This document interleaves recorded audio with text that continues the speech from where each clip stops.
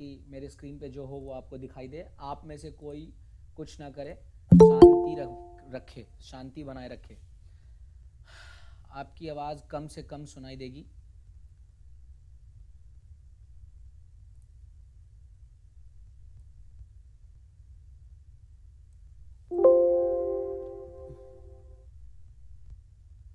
आवाज़ आ रही है मेरी सभी को? Yes sir. Yes sir. ठीक।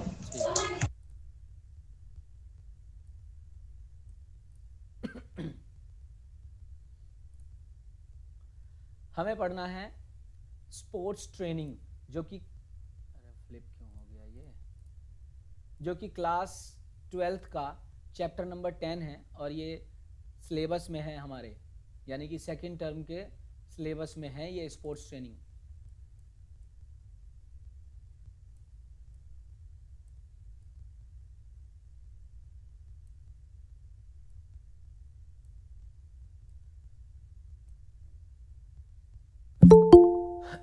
देखिए,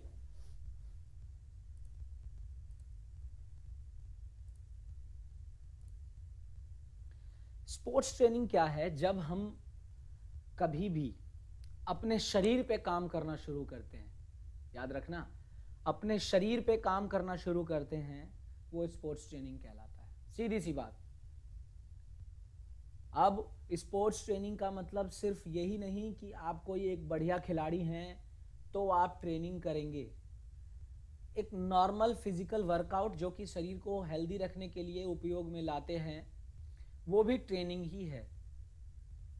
बस उसको स्पोर्ट्स की तरह सोचना है या नहीं, वो आपके ऊपर निर्भर करता है। तो जब भी कोई खिलाड़ी स्पोर्ट्स ट्रेनिंग करता है तो कुछ ऐसे फैक्टर्स हैं जिसे उसे सुधारना होता है ताकि वो दूसरों से बेहतर हो सके। कौन से फैक्टर्स होते हैं स्पोर्ट्स ट्रेनिंग के?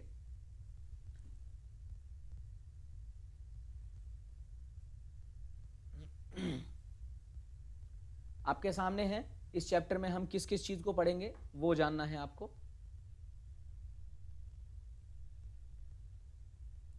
अब जुड़ने का समय खत्म हो गया भाई, जुड़ते मत रहो।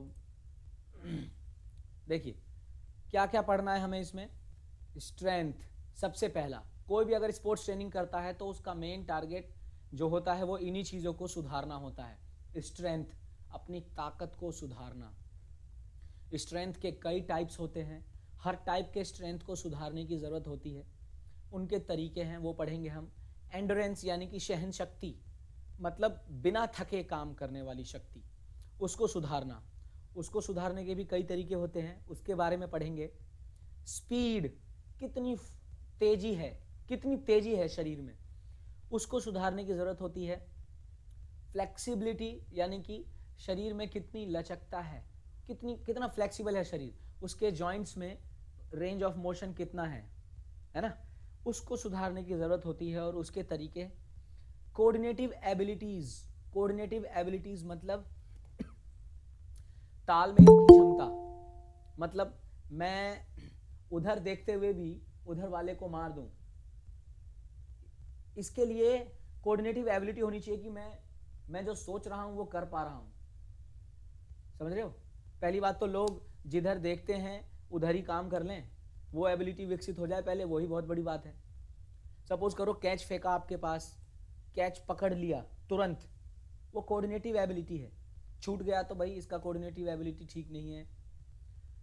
कोऑर्डिनेटिव एबिलिटी दारू पीने के बाद खराब हो जाती है, नशा करने के बाद। दिमाग कुछ और कह रहा होता है, शरीर कुछ और कह रहा होता है, चलते चलते इंसान गिर रहा होता है। और एक इंपॉर्टेंट चीज़ पढ़नी है, सर्किट ट्रेनिंग।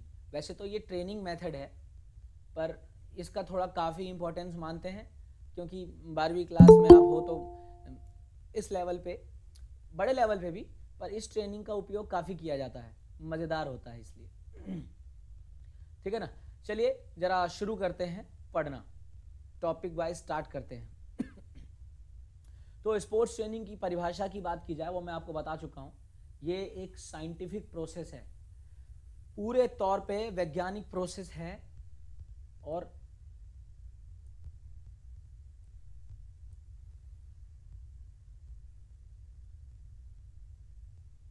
ये एक व्यक्ति के या एक खिलाड़ी के शरीर के अंदर उसकी फिटनेस को, यानी कि उसकी स्ट्रेंथ को, उसकी स्पीड को, उसके एंडोरेंस को, उसके फ्लेक्सिबिलिटी को, इन सब चीज़ों को डेवलप करता है, बेहतर बनाता है। और जैसे ही वो शारीरिक रूप से बेहतर होता है, वैसे ही वो मानसिक रूप से भी बेहतर हो जाता है ना। जाहिर सी बात है, अगर आप फिजिकली फिट हैं तो आप मेंटली भी फिट हो जाएंगे, होंगे कि नहीं? बोलो। Yes sir. जी सर। है ना? जो फिजिकली फिट हो जाएंगे वो मेंटली भी ऑटोमेटिक फिट हो ही जाएंगे।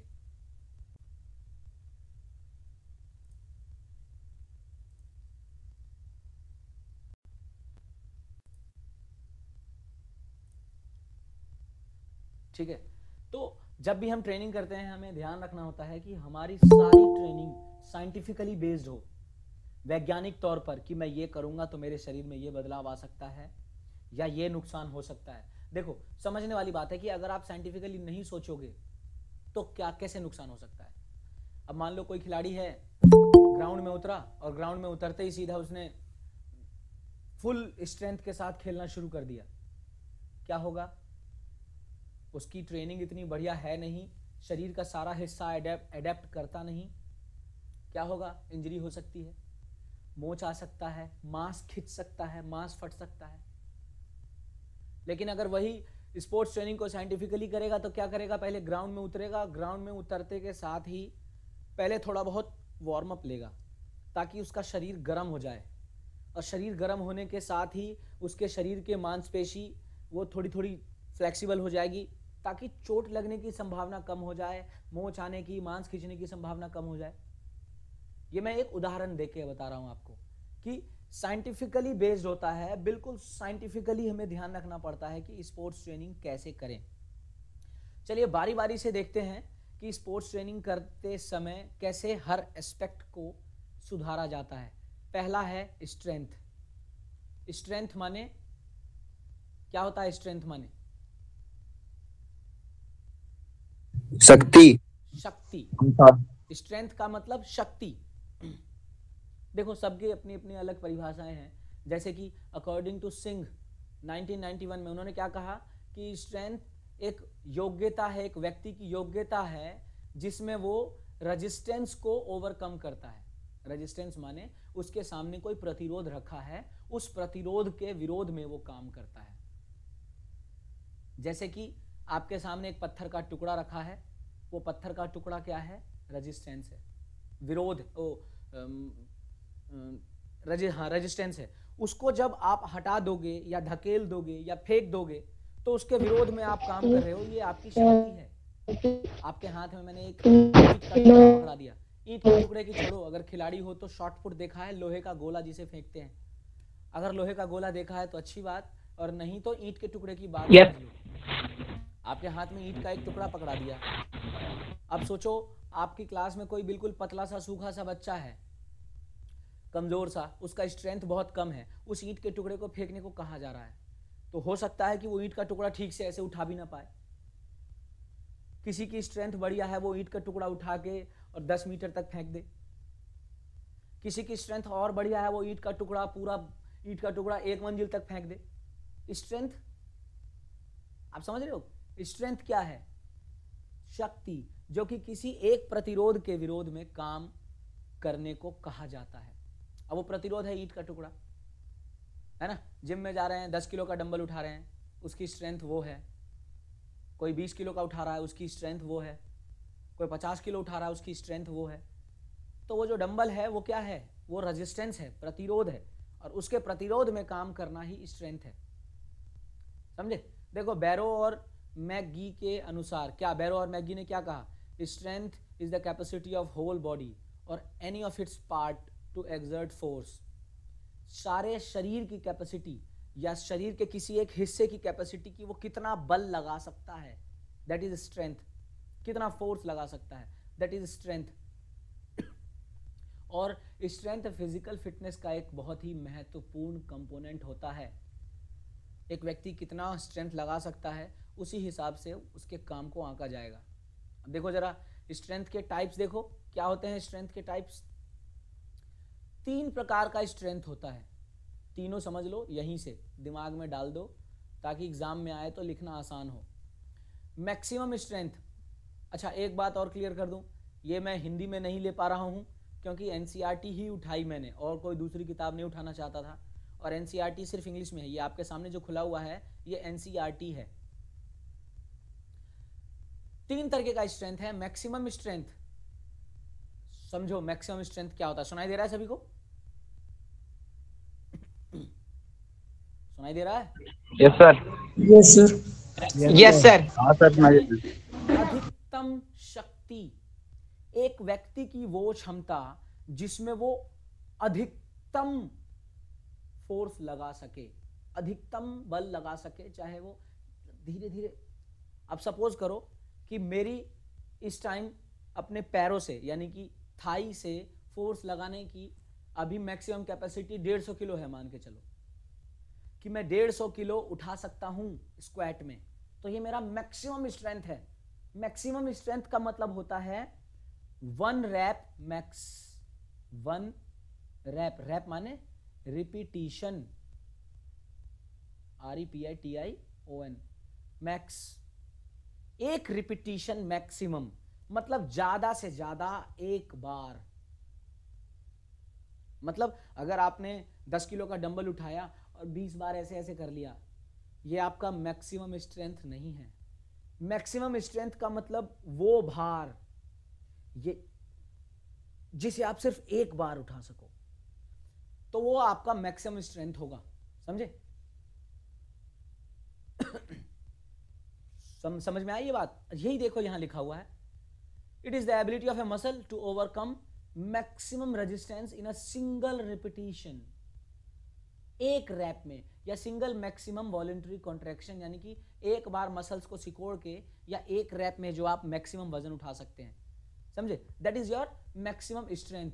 और इस मैक्सिमम स्ट्रेंथ का प्रयोग करते हैं हम कूदने में, शॉर्ट पुट फेंकने में, भाला फेंकने में, वेट उठाने में, डिस्कस थ्रो करने में, वगैरह वगैरह वगैरह। अब आप सोचो, मैंने आपको कहा कि सर मैंने आपको क्या कहा कि मैक्सिमम उठा के एक बार, तो उसमें वजन बढ़ाने की बात कही मैंने कि भाई 20 किलो आप 10 बार उठा रहे हो ना, वो मैक्सिमम नहीं है। 50 किलो उठा रहे हो 3 बार, मैक्सिमम नहीं है। 100 किलो दे दिया एक ही बार उठा, वो मैक्सिमम है। तो अगर मैं वजन ना बढ़ाऊं, आपके हाथ में सिर्फ 4 किलो का गोला ही है, या फिर लड़कों के लिए 7 किलो 200 ग्राम का गोला ही है, सिर्फ उसे फेंकना है, तो अब मैं अगर वजन नहीं बढ़ा रहा तो मैं क्या देखूंगा? दूरी, कितनी दूर फेंक सकता हूं, वो मेरी मैक्सिमम स्ट्रेंथ हो जाएगी। तो वो 7.25 किलो का गोला जितनी दूर फेंक दूं मैं, 20 मीटर, 30 मीटर, 50 मीटर, वो मेरी मैक्सिमम स्ट्रेंथ हो जाएगी। तो फेंकने वाले में वही तो इस्तेमाल करते हैं। हाई जंप करना है, लॉन्ग जंप करना है, वही तो इस्तेमाल करते हैं। अपनी पैरों की मैक्सिमम ताकत लगा देते हैं, दैट इज मैक्सिमम स्ट्रेंथ। अच्छा, दूसरा ये है एक्सप्लोजिव स्ट्रेंथ। एक्सप्लोजिव का मतलब होता है विस्फोटक शक्ति। विस्फोटक, विस्फोटक का मतलब होता है एक ही झटके में, एक ही धमाके में।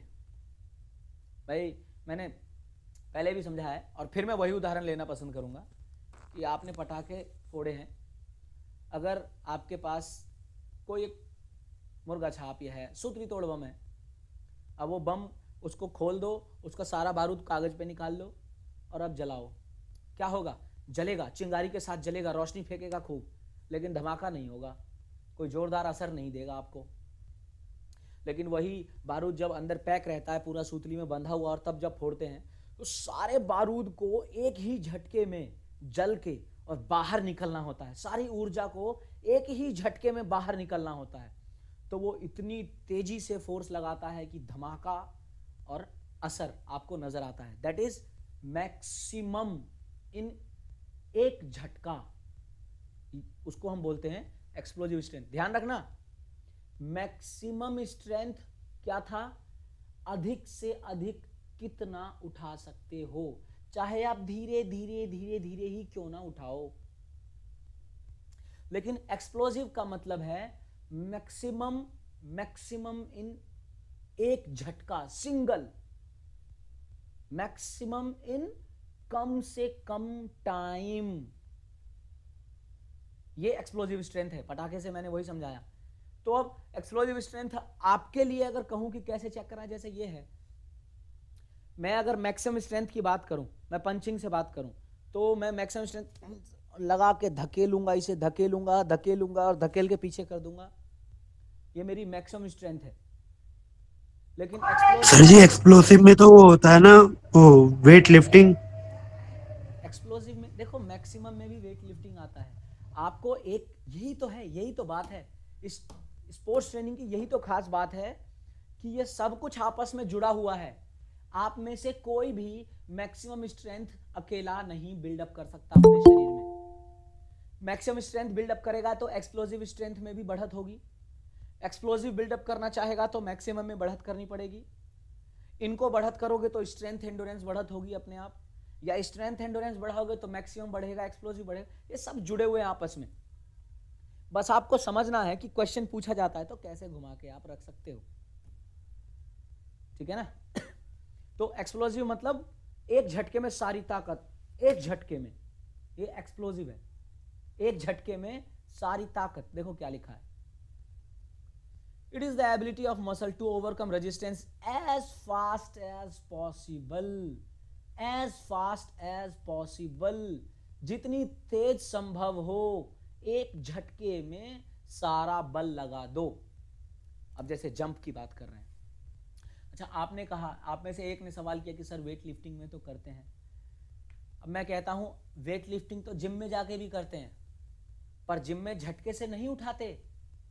जिम में आप क्या करते हो, जिम में आप स्ट्रेंथ एंडोरेंस बढ़ाते हो, अभी तो ये बताया नहीं, बताऊंगा आपको मैं। और जिम में आप मैक्सिमम स्ट्रेंथ का इस्तेमाल करते हो। लेकिन वही वेट लिफ्टिंग के कंपटीशन में जाइए तो आपकी मैक्सिमम स्ट्रेंथ तो चाहिए ही चाहिए। देखते हो ना ओलंपिक में किसने कितना ज्यादा वेट उठाया, जो सबसे ज्यादा वेट उठाता है वही जीतता है मेडल। लेकिन जब मैक्सिमम स्ट्रेंथ लगाओगे तो एक्सप्लोसिव लगाना पड़ेगा। क्यों? क्योंकि वेट लिफ्टिंग उठाते हैं, एक झटके में उठा के यहां रखते हैं वजन, और फिर एक झटके में उठा के ऊपर रखते हैं वजन। वो धीरे धीरे नहीं कर पाओगे आप, धीरे धीरे में तो टूट जाएगा, बेकार हो जाएगा। तो मैक्सिमम स्ट्रेंथ का तो इस्तेमाल हो ही रहा है क्योंकि ज्यादा से ज्यादा वजन उठाना है। लेकिन एक्सप्लोसिव का भी इस्तेमाल हो रहा है क्योंकि एक झटके में उठाना है। तो हां, वेट लिफ्टिंग में किस किस का इस्तेमाल होता है, मैक्सिमम स्ट्रेंथ का भी इस्तेमाल होता है और एक्सप्लोसिव का भी इस्तेमाल होता है और स्ट्रेंथ एंडोरेंस का भी। मैं साथ के साथ आपको स्ट्रेंथ एंडोरेंस भी बता देता हूं। स्ट्रेंथ एंडोरेंस का मतलब होता है कि किसी एक ऑब्जेक्ट के प्रति अधिकतम कितने समय तक आप अपना प्रतिरोध या अपना बल लगा सकते हो। जैसे कि आपके हाथ में 20 किलो का डंबल दे दिया मैंने और मैंने बोला 20 किलो का डंबल ऐसे उठा ले और ऐसे उठाए रख, तो मैं क्या चेक करूंगा आपका, मैं चेक करूंगा आपका स्ट्रेंथ एंडोरेंस, आपकी ताकत की सहन क्षमता क्या है। जो ताकत आप लगा रहे हो वो कितनी देर तक होल्ड कर सकते हो, वो कितनी देर तक होल्ड कर सकते हो, that is your strength endurance. तो वेट लिफ्टिंग में तीनों का इस्तेमाल है। कैसे?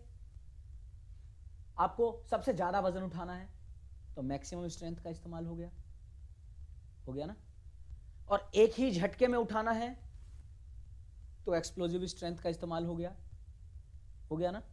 और उठाने के बाद रोकना पड़ता है 5 सेकंड, 4 सेकंड, 3 सेकंड, जो भी 10 सेकंड, 5 सेकंड तक मान लो आपको रोकना पड़ रहा है। सामने वाला जज देख रहा है कि हाँ भाई इसने 5 सेकंड तक रोका कि नहीं रोका, क्लियर करना है। तो वो है आपका स्ट्रेंथ एंडोरेंस। मतलब इतना वजन आप रोक पा रहे हो कि नहीं। ऐसा नहीं है कि यूं उठाया और तुरंत पटक दिया, वो फेल माना जाएगा। समझे? क्लियर करना होता है, क्लियर दिखाना होता है। तो तीनों का इस्तेमाल हो रहा है, मैक्सिमम स्ट्रेंथ का भी, एक्सप्लोजिव स्ट्रेंथ का भी, स्ट्रेंथ एंडोरेंस का भी। अब देखो एक्सप्लोजिव स्ट्रेंथ का इस्तेमाल कहां हो रहा है, देखो कैसे चेक करेंगे किसी का एक्सप्लोजिव स्ट्रेंथ। कोई भाग के आ रहा है, लॉन्ग जंप करना है, जैसा ही उसे कूदना है, जमीन में पैर मारा उसने और एकदम से उसने सारी ताकत झोंक दी अपनी, कितना दूर जा सकता है।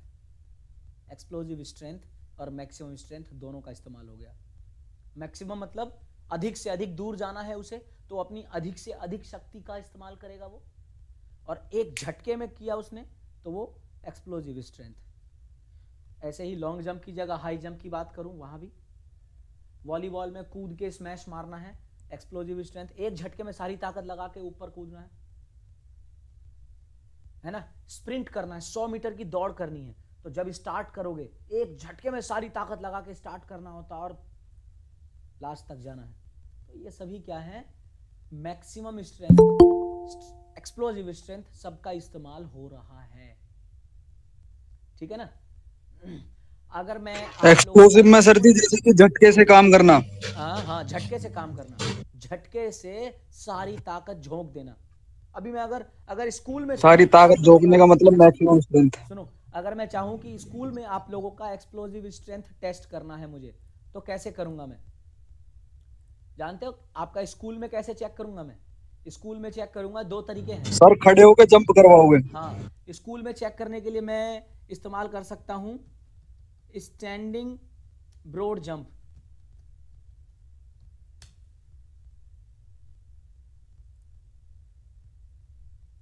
इसका इस्तेमाल कर सकता हूं, देखो समझ रहे हो? दिखाई दे रहा है? बोलूंगा एक जगह खड़े हो जाओ, दोनों पैर समेटो और पूरी ताकत लगा के आगे कूद जाओ। कितना आगे कूद सकते हो? ये काम करवाया जा सकता है चेक करने के लिए। जो जितना आगे कूदेगा 5 फुट 7 फुट 10 फुट, उससे चेक हो जाएगा कि इसका एक्सप्लोजिव स्ट्रेंथ कितना है। मैक्सिमम स्ट्रेंथ तो हो ही रहा है, पर एक्सप्लोजिव कितना है वो चेक हो जाएगा। अच्छा, और भी तरीके हैं। स्टैंडिंग ब्रॉड जंप ना करूं तो सार्जेंट जंप का इस्तेमाल कर सकता हूं। सार्जेंट जंप को हम वर्टिकल जंप भी बोलते हैं, ऊपर की तरफ कूदवाया जाता है। ये देखो, किया होगा कभी आपने ये काम। नीचे से खड़े होकर ऊपर कूदना है और कितना ऊपर दीवार पे हाथ मार देते हैं। That is your maximum jump और that is your explosive strength. मतलब मैक्सिमम ताकत भी लगा रहे हैं आप और एक झटके में लगा रहे हैं। That is maximum with explosive. यहां पर एंडोरेंस नहीं आ रहा, समझे? एंडोरेंस तो तब आएगा जब थोड़ी देर हमें रोकना भी पड़े, समझे? वरना ये क्या है, मैक्सिमम और एक्सप्लोजिव। ठीक है ना। तो अब स्ट्रेंथ एंडोरेंस, ये मैंने आपको बता ही दिया कि अपनी ताकत को कितने समय तक रोक सकते हो, अपनी ताकत को कितने समय तक बरकरार रख सकते हो। That is strength endurance. समझे? दो नाम जुड़ा हुआ है, स्ट्रेंथ माने ताकत और एंडोरेंस माने सहन शक्ति, मतलब कितने लंबे समय तक रख सकते हो बिना थके। और स्ट्रेंथ एंडोरेंस दो तरीके का हो सकता है, स्टैटिक और डायनेमिक। स्टैटिक मतलब रुका हुआ, रुका हुआ भाई, आपके हाथ में डंबल पकड़ा दिया, बोला आप रोक के रख, रुका हुआ। या फिर डायनेमिक मतलब चलते चलते, जैसे जैसे साइकिल, जिम साइकिल, या नॉर्मली सड़क पे जो चला रहे हो आप साइकिल, वो वाली। उनका साइकिल चला, इतनी रफ्तार मेंटेन कर और इतनी रफ्तार को मेंटेन करके रख, कितनी देर तक ये रफ्तार मेंटेन कर सकता है, कितनी देर तक मेंटेन कर सकता है। तो ये आपका डायनेमिक स्ट्रेंथ एंडोरेंस। और रोक के रखने को कहा तो स्टैटिक स्ट्रेंथ एंडोरेंस। समझ में आई बात? अरे समझ में आई कि नहीं? Yes sir. Yes sir. तो देखो, endurance, yes sir. Strength endurance का इस्तेमाल कब होता है? लॉन्ग डिस्टेंस रनिंग में। 400 मीटर तक हम उसे शॉर्ट ही मान के चलते हैं। 800 मीटर मीडियम हो गया, अब 800 और 1500, उसके ऊपर जब हम दौड़ते हैं, यानी कि 5 किलोमीटर दौड़ रहे हैं, 3 kilometre, 5 kilometre, 10 kilometre, 21 kilometre, full marathon.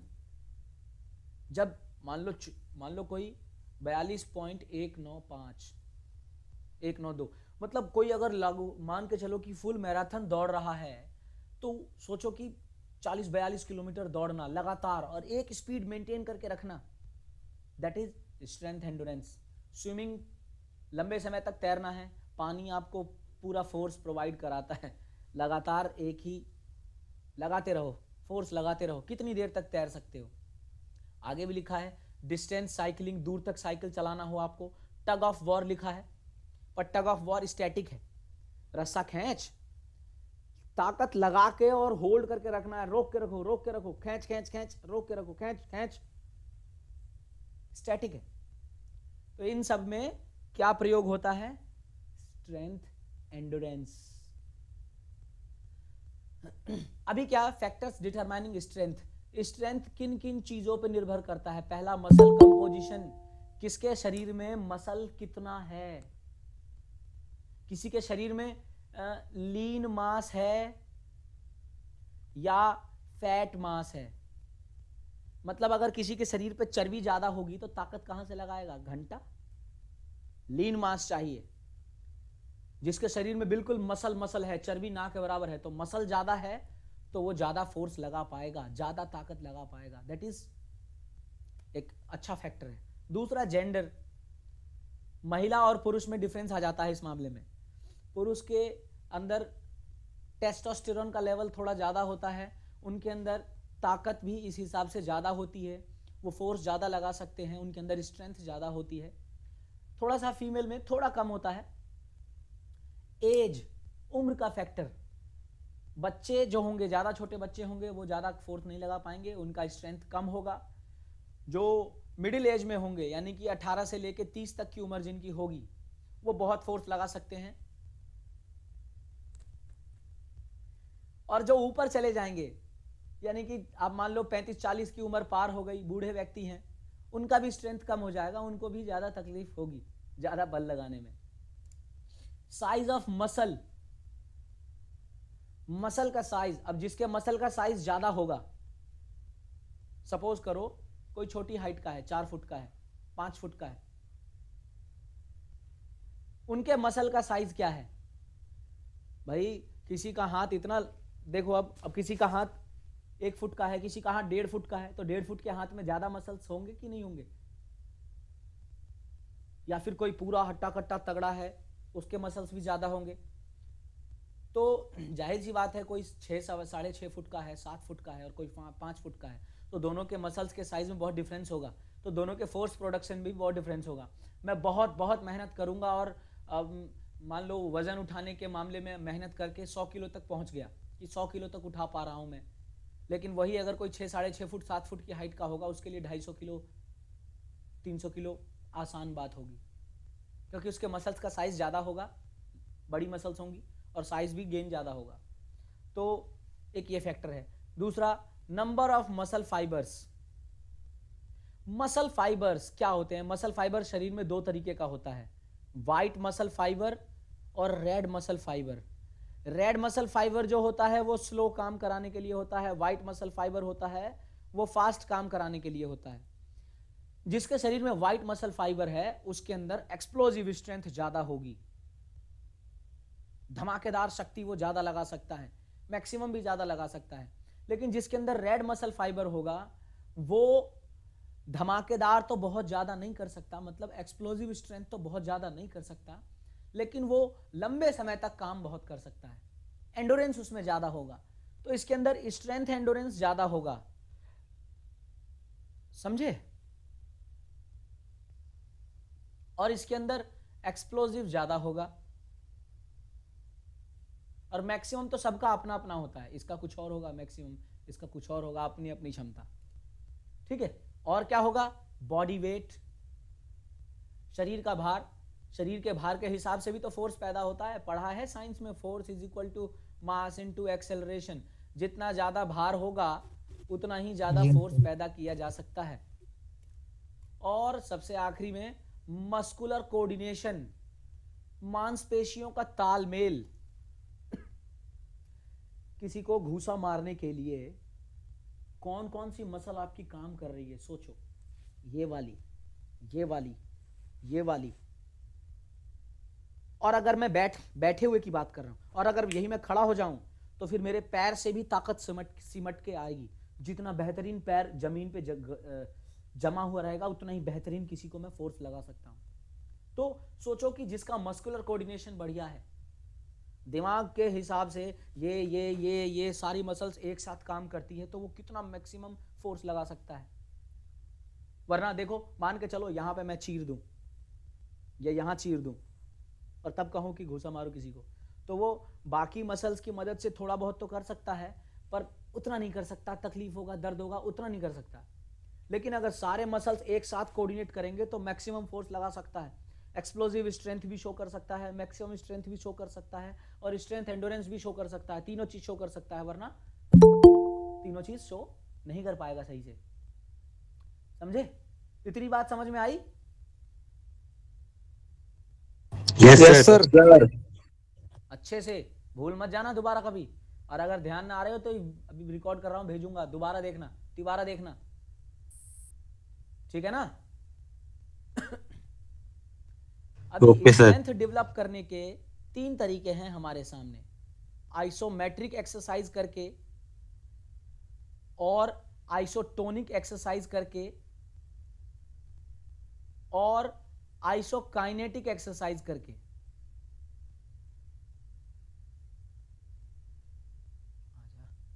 ठीक है ना? तीनों तरीके की एक्सरसाइज करके हम अपना स्ट्रेंथ इंप्रूव कर सकते हैं। अब देखो तीनों में मैं अंतर समझा देता हूं, आसानी से समझ में आ जाएगा।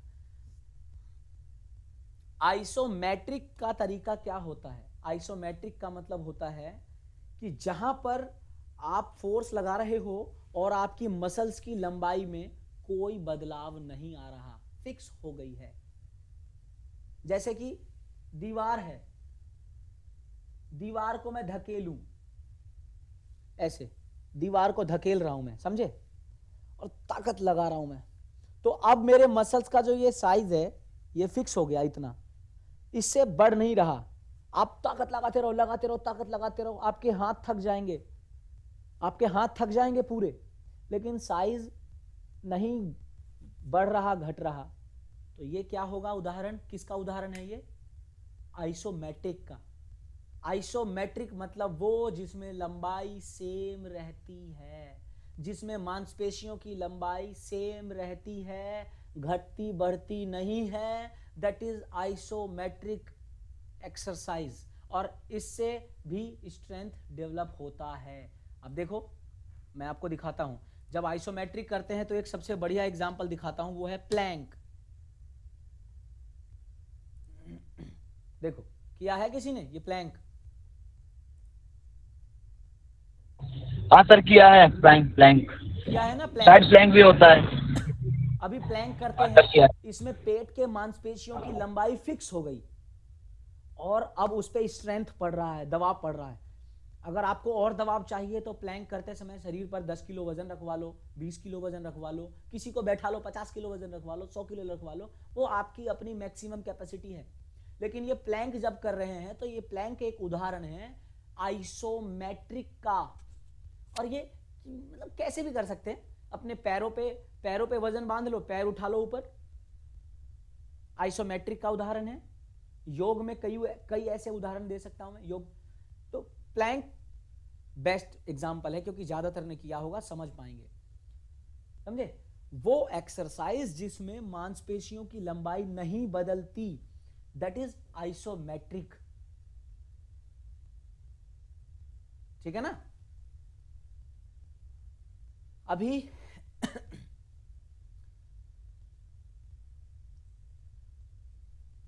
अगर आप आइसोमेट्रिक एक्सरसाइज करेंगे तो आपके शरीर में कौन सा स्ट्रेंथ डेवलप होगा? सोचो। ये देखो, ये आप देख पा रहे हो, ये आइसोमेट्रिक एक्सरसाइज कर रहा है ये व्यक्ति, आधा बैठ गया है, सारे इस पे हिप्स पे, जांग पे, यहाँ काफ पे, सब पे जोर पड़ रहा है, पर इनकी लंबाई नहीं बदल रही। और इसने अब फिर पैर उठा लिया, अब और जोर पड़ रहा है दूसरे पैर पर, लंबाई नहीं बदल रही। तो ये है आइसोमेट्रिक। इससे डेवलप हो रहा है स्ट्रेंथ एंडोरेंस। क्या डेवलप हो रहा है? Strength endurance. एंडोरेंस यानी कि सहन शक्ति, एक पोजीशन में कितने लंबे समय तक रह सकते हो, दैट इज स्ट्रेंथ एंडोरेंस। ये डेवलप हो रहा है और मैक्सिमम तो आप डेवलप कर ही पाओगे। बोलो, कोई बताओ, मैक्सिमम करना हो मुझे इसमें तो कैसे करूंगा मैं? बोलो बोलो। अगर इसमें मुझे मैक्सिमम करना है, मैं अपने ऊपर वजन बढ़ा लूंगा।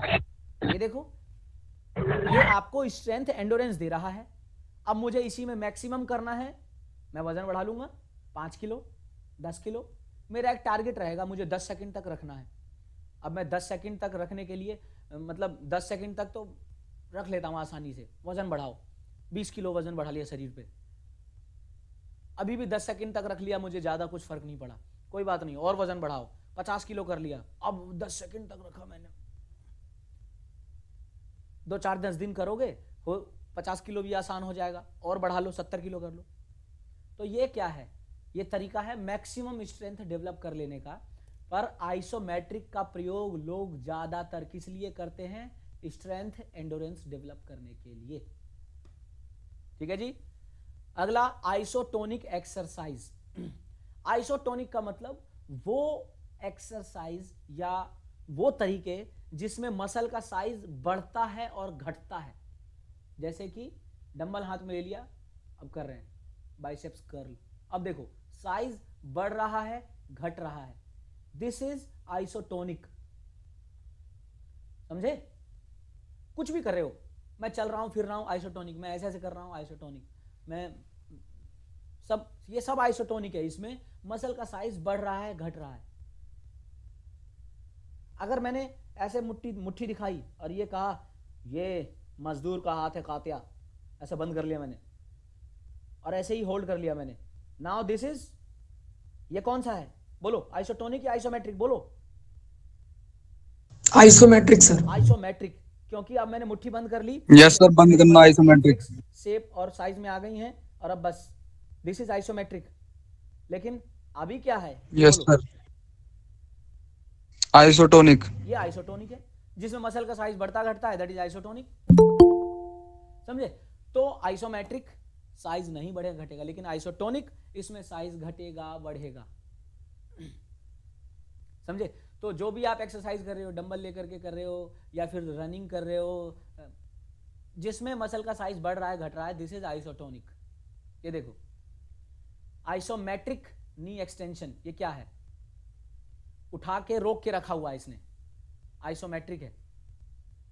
लेकिन आइसोटोनिक कब होगा?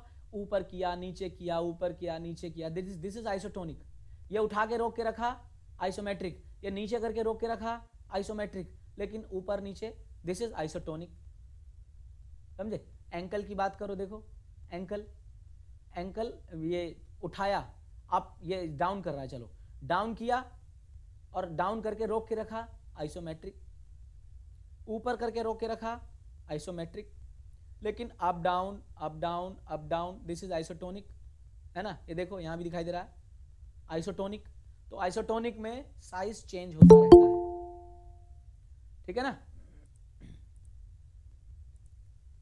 अगला है आइसोकाइनेटिक। ये आइसोकाइनेटिक थोड़ा सा अलग है, आपको थोड़ा सा जानना है। आइसोकाइनेटिक दिया था जे पेरिन, जे पर आइसोटोनिक कौन सी एनर्जी बढ़ाता है? आइसोटोनिक आपका इंक्रीज करेगा मैक्सिमम एक्सप्लोजिव और एक्सप्लोजिव। बहुत सही, झटके से भाई। अच्छा, मैं मसल का साइज चेंज कर रहा हूं तो ये झटके से बढ़ाने की ताकत देगा। मैक्सिमम तो देगा ही देगा, क्योंकि एक्सप्लोसिव और मैक्सिमम, वजन बढ़ाते जाओ, मैक्सिमम बढ़ता जाएगा आपका, और एक्सप्लोजिव डेवलप होगा इससे।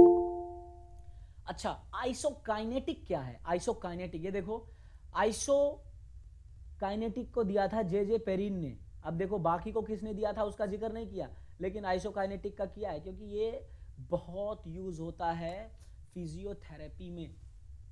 किसी को चोट लग गई है, इलाज करवाना है, फिजियोथेरेपी देखे, किसी की हड्डी टूट गई है, अब प्लास्टर होके हड्डी जुड़ी है उसकी, अब डॉक्टर बोलते हैं फिजियोथेरेपी लगेगी तुम्हारी। बहुत यूज होता है आइसोकाइनेटिक उसमें। ठीक है? आइसोकाइनेटिक को मैं अगर एक सिंपल शब्दों में समझाऊं तो कांस्टेंट फोर्स लगाना, मतलब लगातार एक जैसा बल लगाना। अभी देखो मैं ऐसे कर रहा हूं, धीरे धीरे धीरे, और फिर तेज करने लगूं, फिर धीरे, फिर तेज, फिर धीरे, ये आइसोटोनिक है, ये आइसोकाइनेटिक नहीं है। आइसोकाइनेटिक मतलब कांस्टेंट फोर्स, लगातार और कांस्टेंट फोर्स कैसे लगेगा? किसी मशीन की मदद से या किसी दूसरे सामान की मदद से। तो इसीलिए आइसोकाइनेटिक एक्सरसाइज हमेशा किसी दूसरे मशीन, किसी दूसरे सामान की मदद से किया जाता है। जैसे अगर आप साइकिल चलाओ सड़क पे, तो कभी तेज चलाओगे, कभी धीरे चलाओगे, हवा के दबाव के कारण कभी आपको ज़्यादा फोर्स लगाना पड़ेगा, कभी कम फोर्स लगाना पड़ेगा, कहीं उबड़ खाबड़ जमीन है ज़्यादा कम करना पड़ेगा, वो हो गया आइसोटोनिक। लेकिन वही अगर आप जिम में जाके जिम की साइकिल चलाओ, एक कांस्टेंट कर दो, उसमें रेजिस्टेंस कांस्टेंट कर दो, उसका वेट कांस्टेंट कर दो उसका, और फिर चलाओ, तो चाहे 10 मिनट चलाओ, चाहे 15 मिनट, चाहे 1 घंटा चलाओ, एक ही स्पीड से, मतलब एक ही स्ट्रेंथ लगा के चलाना पड़ेगा, लगातार constant force, that is isokinetic. समझे? रस्सी पे चलते हैं, मदारियों को देखा होगा, रस्सी लगी होती है, रस्सी पे चलते हैं, वो बांस लेके ऐसे करते रहते हैं, बैलेंस बनाते रहते हैं, रस्सी पे चलते हैं। तो रस्सी पर चलने के लिए उनके पैर हमेशा लगातार एक ही फोर्स लगा रहे होते हैं, फोर्स ज्यादा कम किया उन्होंने गिर जाएंगे। स्विमिंग करो, स्विमिंग, पानी में तैरो। पानी के अंदर जब कोई तैरेगा तो पानी उस व्यक्ति पर लगातार एक जैसा फोर्स लगाता रहता है स्विमिंग पूल के अंदर, आइसोकाइनेटिक। तभी तो एक तो पानी के अंदर जाके व्यक्ति हल्का हो जाता है, तभी तो मान लो किसी के घुटने की सर्जरी हुई है या किसी के एंकल में चोट लगी थी, उसमें मोच आई, उसकी सर्जरी हुई है, अब उसका ट्रीटमेंट चल रहा है, फिजियोथेरेपी चल रही है, तो बहुत बढ़िया होता है कि स्विमिंग पूल में बैठो और तब घुटने हिलाओ, पानी में घुटने डुबो के, क्योंकि पानी में डुबाने से हल्के हो जाते हैं, फोर्स लगाने में आसानी होती है और वो फोर्स लगातार एक जैसा लगता रहता है। भाई जिम की सारी मशीनें आइसोकाइनेटिक हो सकती हैं आपकी, सारी। लगा दो वजन 5 किलो, करते रहो उस पर लगातार एक स्ट्रेंथ से। लेकिन ये नहीं कि 5 किलो लगा के उसमें एक्सप्लोजिव लगा रहे हैं, दह झटका दह झटका दह झटका ना। सबसे बेस्ट एग्जांपल होता है जिम में साइकिलिंग या फिर स्विमिंग, आइसोकाइनेटिक कॉन्ट्रैक्शन का। समझे? तो आइसोकाइनेटिक का प्रयोग स्ट्रेंथ डेवलप करने के लिए एक खिलाड़ी बहुत कम करता है।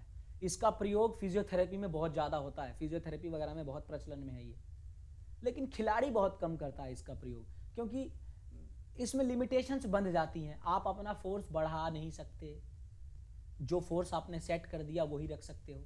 अब अचानक से स्पीड बढ़ाओ, अचानक से घटाओ, अचानक से बढ़ाओ, अचानक से घटाओ, उसमें जो तैयारी होती है, उसमें जो ट्रेनिंग होती है, वो बात आइसोकाइनेटिक में नहीं आती। तो आइसोकाइनेटिक ज्यादातर इलाज पर्पस के लिए किया जाता है प्रयोग। समझे? अब ये क्वेश्चंस हैं आपके सामने, sorry, preventive measures. Do you know क्या क्या ध्यान रखना चाहिए? बहुत जरूरी है। जब स्ट्रेंथ ट्रेनिंग करेंगे तो ये सब चीजें ध्यान रखना बहुत जरूरी है। क्या है? सबसे पहला, प्रॉपर वार्म अप के बाद स्ट्रेंथ ट्रेनिंग करोगे, शरीर को पूरा गरमा लो, वरना सीधा जाते ही वजन उठाने लगे मांस फट जाएगा। ये देखा है, ये दरारें पड़े हुए बहुतों को, जाते हैं सीधा जिम में और चिन अप मार के अपने वार्म अप करते हैं या पुशअप मार के वार्म अप करते हैं। आधी बुद्धि।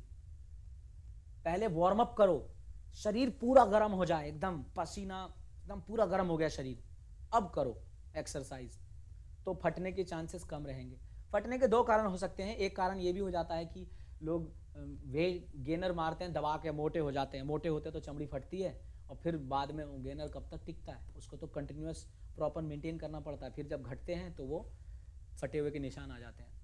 लेकिन एक बड़ा कारण ये भी रहता है कि गए और सीधा वार्म अप चिन अप से शुरू कर दिया, वेट ट्रेनिंग से, मतलब सीधा वेट मारना शुरू कर दिया, नुकसान की संभावनाएं बहुत रहती हैं उसमें।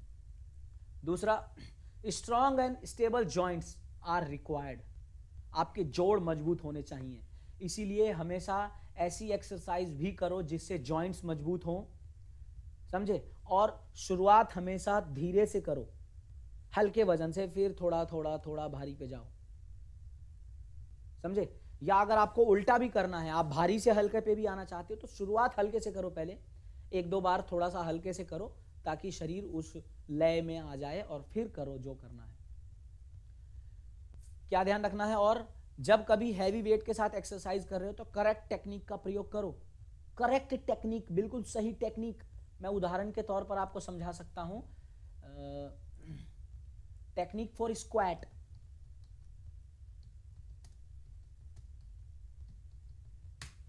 अगर आप स्क्वाट कर रहे हैं और आपकी टेक्निक गलत है, यहां देखो नुकसान भुगतना पड़ सकता है। इसमें बहुत बेटर नहीं समझ में आ रहा होगा आपको। स्क्वाट करते समय बहुत जरूरी है कि आपका, हाँ ये देखो, ये देखो, ये है। अगर इस तरीके से कर रहे हो गलत तरीका है। देखो पैर यहां है, घुटने बहुत ज्यादा आगे कर दिए, आपके घुटने में मोच आ सकती है ना। ये तरीका गलत है। स्क्वाट करने का बिल्कुल सही तरीका 90 डिग्री पे बैठो, 90 डिग्री पे उठो, बिल्कुल इस तरीके से। ये सबसे सही तरीका है।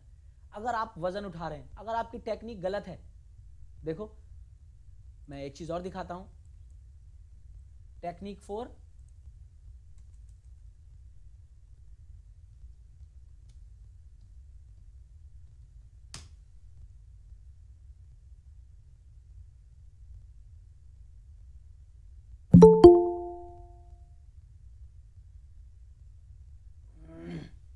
यहां नहीं दिखा रहा सही से,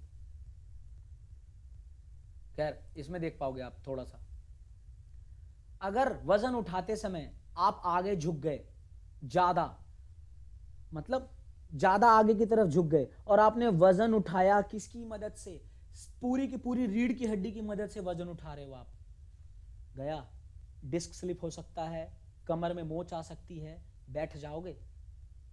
लेकिन वजन उठाने का तरीका, वजन को शरीर के नजदीक रखिए और पूरा झुकिए और मतलब बैठ जाइए बिल्कुल जैसे ये है। और बैठने के बाद वजन को उठाइए अपने पैरों की मसल्स का इस्तेमाल करते हुए, थाई का इस्तेमाल करते हुए, कंधे का इस्तेमाल करते हुए, तब वजन को उठाइए। रीढ़ की हड्डी का इस्तेमाल मत करिए। ये सही तरीका है। ये मैं एक उदाहरण देके आपको बता रहा हूं कि सही, अगर आप वजन उठा रहे हैं तो आपको सही टेक्निक का प्रयोग करना जरूरी है। अगर आपकी टेक्निक खराब हुई, नुकसान हो सकता है। और स्ट्रेंथ ट्रेनिंग में तरह तरह की एक्सरसाइज की जाती हैं। तो एक्सरसाइज को हमेशा पहले एगोनिस्ट और फिर एंटागोनिस्ट मसल के सीक्वेंस में करना चाहिए। याद रखना, एगोनिस्ट और एंटागोनिस्ट। अब देखो कहोगे एगोनिस्ट एंटागोनिस्ट क्या होता है।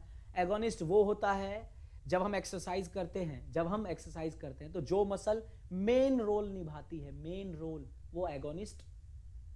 और जो मेन रोल नहीं निभाती है, जो सपोर्टिंग होती है, वो एंटागोनिस्ट। मैं बाइसेप्स की एक्सरसाइज कर रहा हूं तो ये मेरा बाइसेप्स है एगोनिस्ट, और उसके एंटागोनिस्ट में क्या है, ट्राइसेप्स। तो जब आप एक्सरसाइज करोगे तो पहले बाइसेप्स की करो, थोड़ी सी ये ट्रेन हो जाए, और उसके बाद लास्ट में थोड़ा सा ट्राइसेप्स की भी ट्रेनिंग करें, ताकि आपके एंटागोनिस्ट मसल्स भी स्ट्रांग रहें। समझे? ताकि दोनों एक दूसरे के साथ मिलके काम करें। याद रखना, जब सपोर्टिंग मसल भी बढ़िया काम करता है तभी ठीक से काम होता है।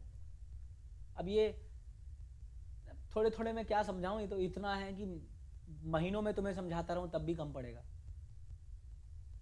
अगला क्या है, load must be increase gradually. ये बहुत ध्यान रखना चाहिए। वजन को धीरे धीरे धीरे बढ़ाना है, एबिलिटी के हिसाब से, एक एथलीट की योग्यता के हिसाब से वजन को धीरे धीरे धीरे धीरे बढ़ाना है। अचानक से ही भारी वजन पे मत उतार देना। कोई नया तुम्हारे पास आया ट्रेनिंग करने और उसको कहा चल तू 40 किलो शुरू कर, उस पर उठ नहीं रहा, चल चल शुरू कर, सपोर्ट दे रहा हूँ, पता चले पहले ही दिन बेकार करके फेंक दिया उसे। धीरे धीरे, थोड़े थोड़े से। फिर रिकवरी और रेस्ट बहुत जरूरी है। जब आप ट्रेनिंग करो, मांसपेशियों को जितना थकाओ उसके हिसाब से रेस्ट लो। बहुत हैवी ट्रेनिंग करी है तो 24 से 48 घंटे का रेस्ट लो, उसके बाद ही उस मांसपेशी को दोबारा टारगेट करो। सपोज करो आज ऐसी एक्सरसाइज करी है जिसमें चेस्ट को प्रॉपर मैंने ट्रेनिंग दी है, मेरी चेस्ट बहुत बहुत थक गई है, तो अब 24 से 48 घंटे का रेस्ट दो चेस्ट को। भले ही तुम उस दौरान दूसरी एक्सरसाइज, पैर का काम कर लो, पैर की एक्सरसाइज करो, लेकिन इसको रेस्ट दो 24 से 48 घंटे, ताकि ये ठीक से अपनी नुकसानों की भरपाई कर सके। खुराक बढ़िया रखो ताकि कोई इंजरी ना हो। पता चला ये दुख ही रहा है, अगले दिन फिर करने पहुंच गए, अगले दिन फिर करने पहुंच गए, पता चला फट ही जाए, वो टूट ही जाए वो अंदर से मांसपेशी। इम्प्रॉपर ब्रीथिंग, अगर सांस ठीक से नहीं लोगे एक्सरसाइज करते समय तो भी दिक्कत हो सकती है। क्यों?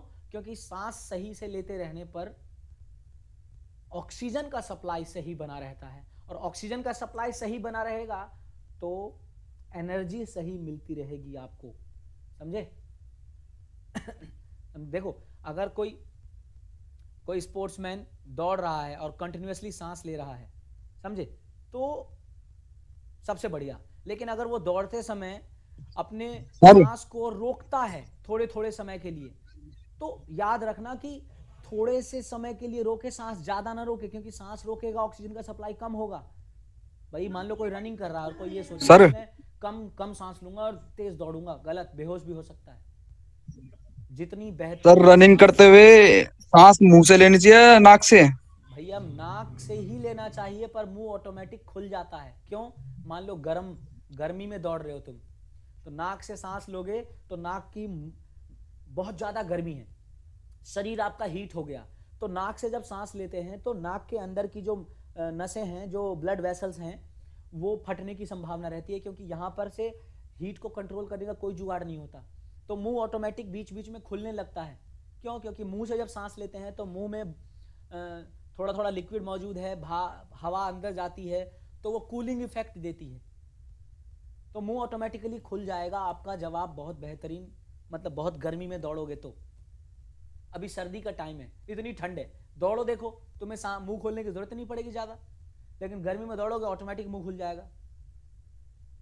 तो कोशिश तो करते हैं लोग कि ज्यादा से ज्यादा मुंह बंद करके नाक से सांस लिया जाए, लेकिन वो ऑटोमेटिक खुल ही जाएगा। तो कोई कहे कि रे मुंह बंद करके भाग, तो भैया उसे पता ही नहीं है मुंह खुलने का फायदा क्या है।